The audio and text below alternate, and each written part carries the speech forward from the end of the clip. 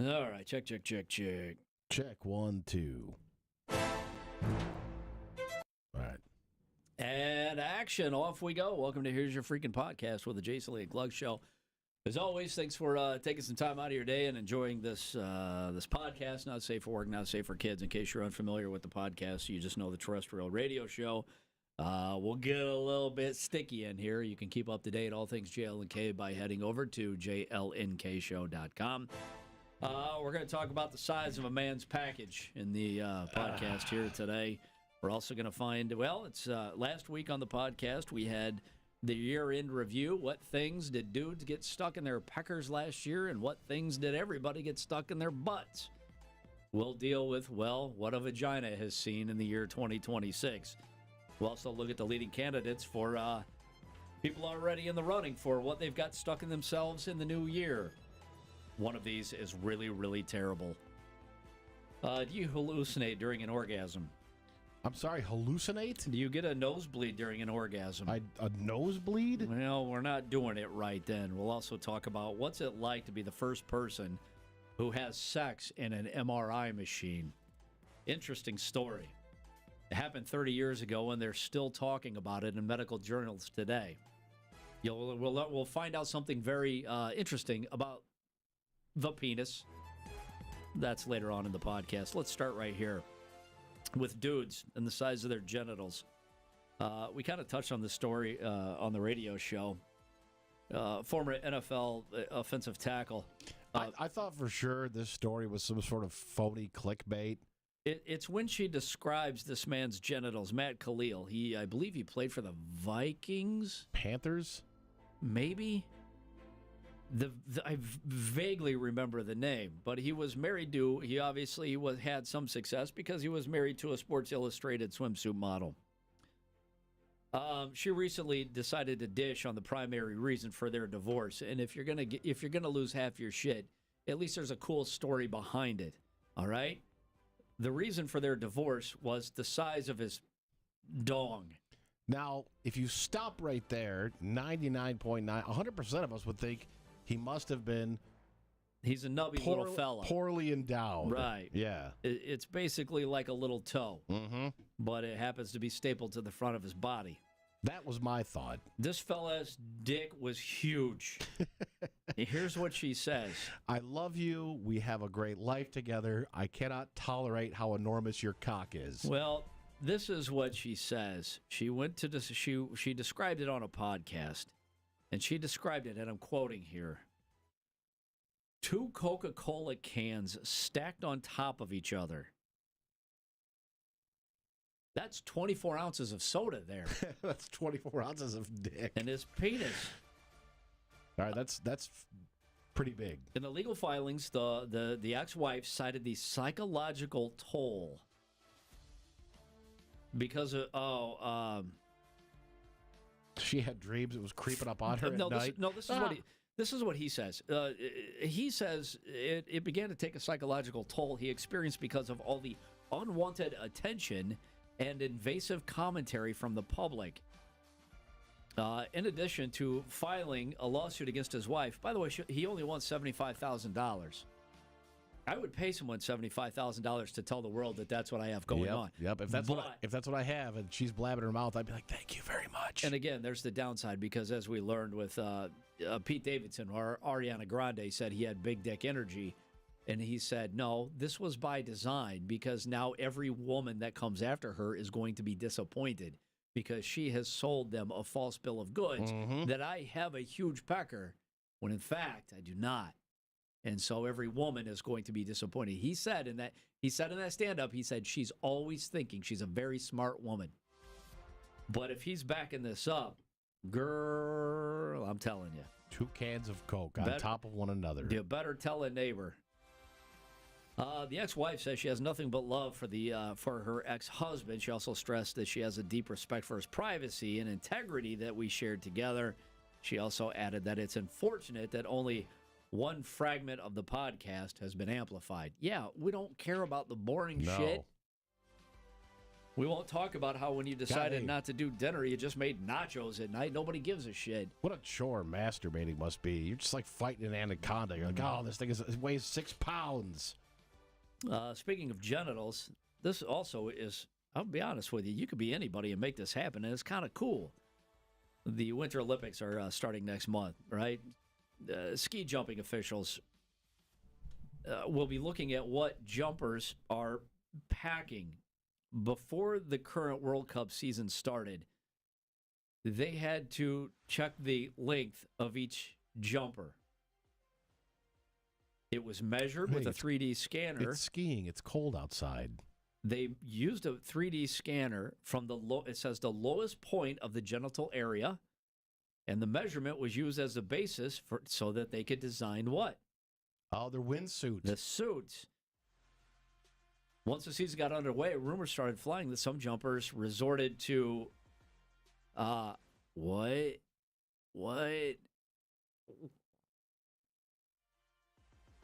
Some jumpers resorted to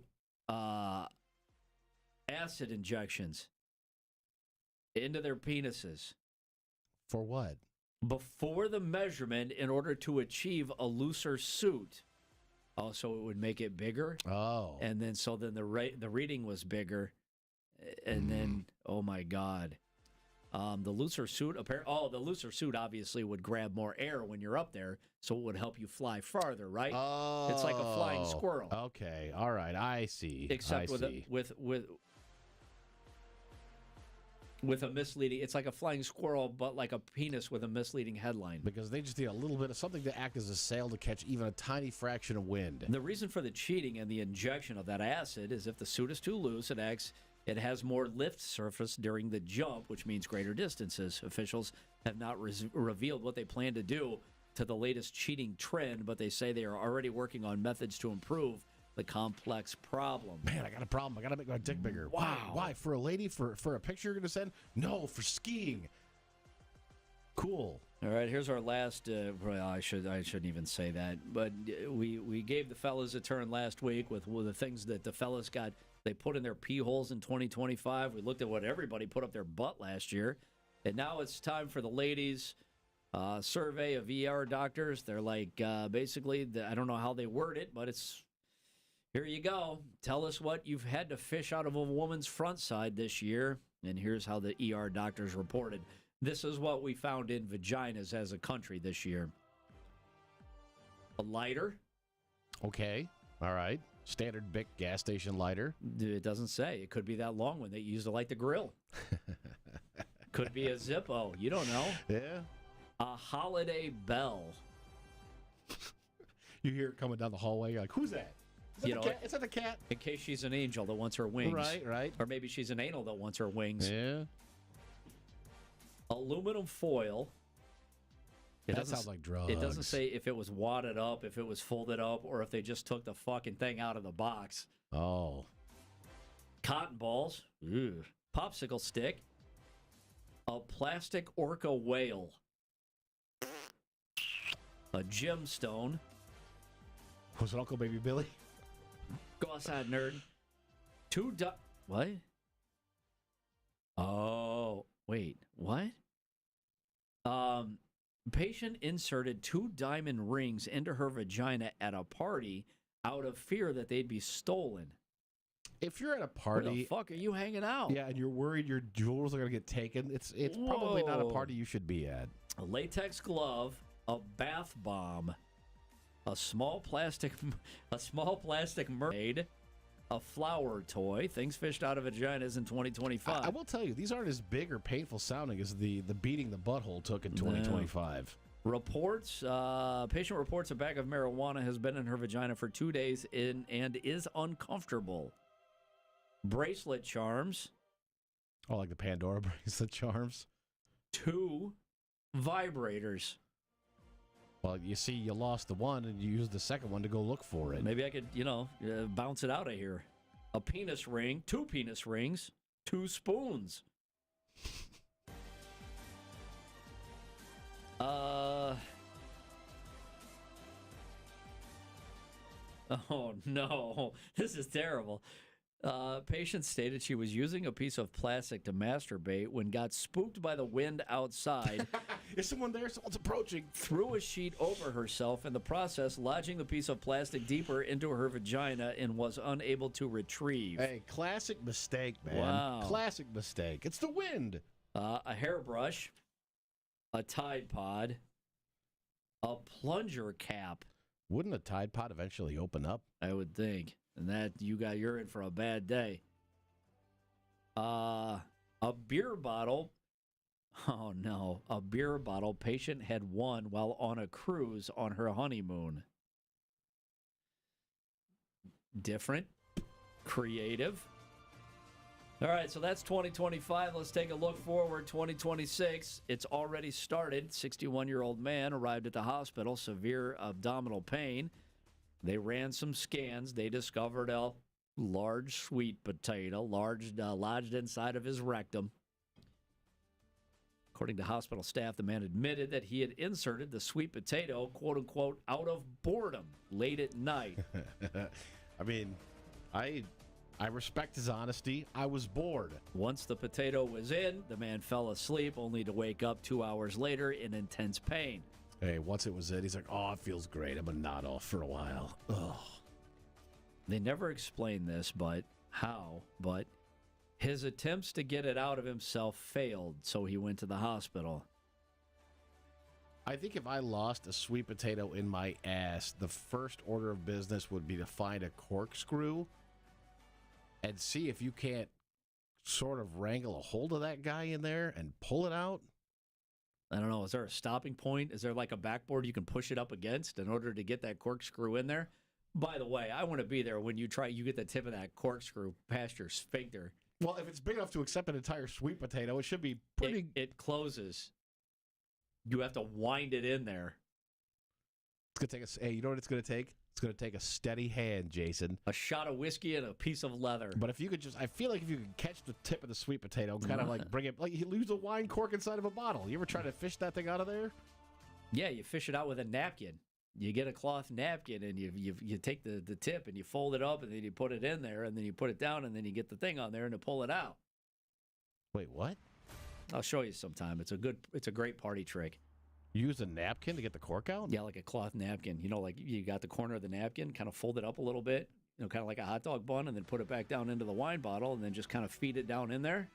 And then you shake the cork, and then you get it to fall, because once it gets in there, it'll open up like that. And then you get the cork to fall on the napkin, and then you pull the napkin out, and then when it gets to the head, it closes up again and pulls it out. It's a fun party trick. You are a wine guy. Holy cow. I just thought you kind of pour it, kind of push your finger in and let the wine come out. This cork just lives in there now. Medical techniques failed to remove the sweet potato safely, by the way. Surgeons performed an abdominal operation to get it out, put an end to the ordeal. You guys, a better question would be, would you ask your wife to use the corkscrew and not do it yourself because of the angle? I think that might be hard. No, because that might become her new kink. That might be your thing that she likes now. Jay Kyle says, yeah, I think the backboard would be your prostate, cork in the ass, coming everywhere while you try to snag a potato. Good look. Hold it steady. Stop rubbing it. Doctors say the patient insisted the incident was, of course, an accident. Coming everywhere. I'm embarrassed, and I made a mess of my pants in the bathroom. Yep. Doctors are pointing at. They're like, you liked it. It was involuntary. No, you liked it. You're like, how'd you fall asleep afterwards? Well, funny you should ask. I came everywhere. Oh boy, here's a rough one. A man had a problem, so he went to the internet, as only the internet can deliver. The man found an old folk remedy online. He was having some problems, which turned into much bigger problems. It doesn't say what his. I guess he was having problems with his bladder. I don't know. I wouldn't know if I was having a problem with my bladder, so I'm just going to think this guy knows more than I do. So he took to the internet. I mean, you might know if something's not right. I honestly, I don't know. I don't know.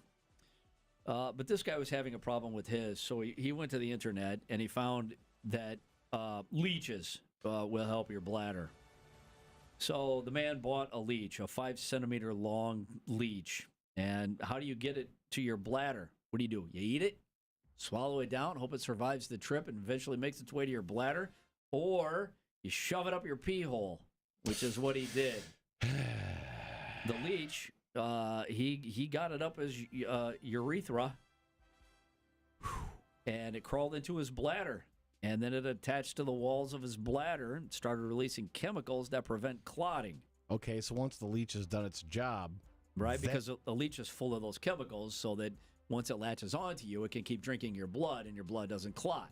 That's how the leech can keep drinking, right? The pain was intense, and he couldn't urinate. I understand. I think I see the problem here. There's a leech.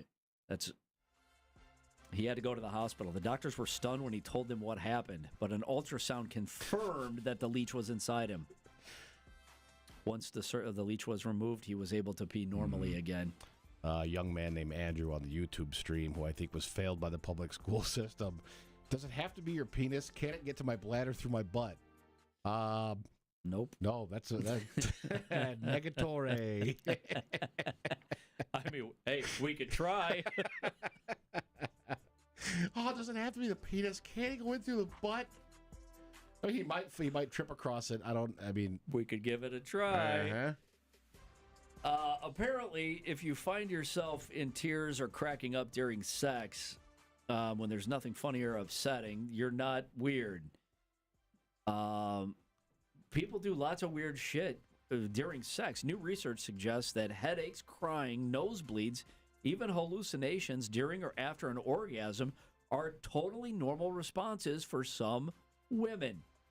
According to a new study. Well, I've never given a woman any of these reactions. Maybe a little light sobbing. Look at the depths I've stooped to. Sleeping with a disc jockey. I must have been hallucinating because I thought I saw some good dick. It turned out it was, in fact, not. Trash cock. That's what that was. A new study from Northwestern University is the first to take a look at how often and how consistently women experience various responses and which ones happen the most. The sensations, the headache, the nosebleeds, the hallucinations are rare, but they are within the range of normal sexual response, even if they're surprising to the woman who is experiencing them. A clinical professor at Northwestern University says women need to know that if they have uncontrollable peals of laughter every time they orgasm and nothing is funny, they're not alone, along with the rest of these things. Out of the almost 4,000 women that were a part of the survey, 86 of them reported experiencing weird responses. 61% of women had physical symptoms. 88% had emotional responses to the orgasms. More than half felt they had more than one symptom. A third of all women said they experienced a headache. A quarter of all women experienced muscle weakness after an orgasm. And 20% report foot pain or tingling. 2% of women report nosebleeds after an orgasm. Laughter was the most common. 40% experienced it. 4% of women have hallucinations. What about a deep sigh and then a good night? The most common response, no, laughter wasn't the most common. Crying. How the hell am I supposed to deal with this? I would either be really worried or feel really proud of myself if she was crying afterwards. It was so good. It was so beautiful. She was crying. 63% of women said they had cried after an orgasm. Another 43% said that they felt the urge to do so. 17% of those who reported having some of those experiences had them consistently, but most have them only sometimes. Can you imagine you get a nosebleed after every time? No. A woman and a man had sex in an MRI scanner. This happened all the way back in the late 1900s. Back in 1991, this woman and her boyfriend agreed to have sex inside the world's earliest MRI machines, all in the name of research. All these years later, it's still being cited in medical journals. There's one interesting little fact in here, most of it, who gives a shit, right? They wanted to see what happens inside the human body during sex. It was medical first. They're like, look at that. He's barely inside of her. It became so popular, this study, that it's still being read by thousands of people every month. More than 30 years later, the woman reflects on it during a chat on a podcast, she admitted she never imagined the long-term impact. She said, this was one of the first MRI machines ever, so taking the photos took some time. She said there was a command from the control room to keep in a position for a minute, so that was hilarious in a sense. The setup wasn't exactly built for comfort. Obviously, it's an MRI machine. Yep. You get it. The original plan was to capture images in the missionary position. However, the cramped space forced them to come up with another plan. She said the guy, he and I wriggled around in the machine and started doing our thing. It wasn't romantic. It was more like an act of love and a performance. Thankfully, we weren't claustrophobic. Oh, by the way, the couple still together today. Wow, that's the most impressive part. Yeah. It's just like you see on the movies where there's the big tube, they slide you in, and there's a whole gallery of people like on the other side of the glass. Yeah. Boy, that'd be a lot. She previously said that she took part because she was passionate about women's rights and wanted to help improve female bodies, and so they were better understood by science. She said, when I saw the images, it was like, wow, that's how we fit together. Now, here's where it gets interesting. She did reveal that they ended up just spooning for the most part because of the conditions of the MRI machine. Right. Explaining the missionary is a position that, for me, produces hardly any arousal. Two biggest findings during the experiment. One, this is what they learned. Vaginas, not straight. And penises bend to accommodate the vagina's natural curve. M'lady. I didn't know that. The scans of them having sex reveal that an erect penis could fashion itself into the shape of a boomerang, which meant that it could bend inside to the shape of the woman's body without causing any pain to the man. Now, on the outside, when you say something like that, that seems incredibly painful. You guys, I'd have to imagine for the MRI techs, that would be an exciting day at work compared to the typical humdrum. A lot better than looking at tumors. Yeah, suddenly everybody who has ever worked there is at work that day. Oh, yeah, all hands on deck. They say the findings challenge a long-held belief, which dated all the way back to Leonardo da Vinci in the 15th century, that a man's penis went straight into a woman's vagina and then came straight out again, and that vaginas are shaped like a cylinder. The images inspired a more formal study that involved more experiments, or rather more people doing it inside the MRI scanner, that were published later on. They say, It's like nobody ever remembers the ninth person to walk on the moon. It's always the first guy. They say that the experiments were all carried. The latter experiments were all carried out using the missionary position. That's crazy, man. Wow. All right, here we'll wrap up on this one. A Florida man has been arrested after police found a gun that he had hidden under his prosthetic silicone breasts that he was wearing while trespassing at a construction site. Isn't this like an old Bugs Bunny bit? He dresses up like a woman. He dresses up like a woman and goes through the construction site. Yep. He wants to get catcalled and feel what it's like. Fella's name he's not dead. His name still is Matthew. Was sitting alone in his vehicle when deputies approached him last month. They found him, this is not the way you want him to find you, wearing a red lace bra with fake breasts and a G-string. The one cop, and this is my favorite part. Exactly how he wanted to be found. This is my favorite part. The cop says, the sheriff, it's a Florida cop, Sheriff Grady Judd, said, then we notice he is wearing a G-string showing off the boys. Oh, so it's splitting him in the middle. They're off to each side. Cool. When they asked him what he was doing there, he claimed he was heading to a costume party but couldn't say where.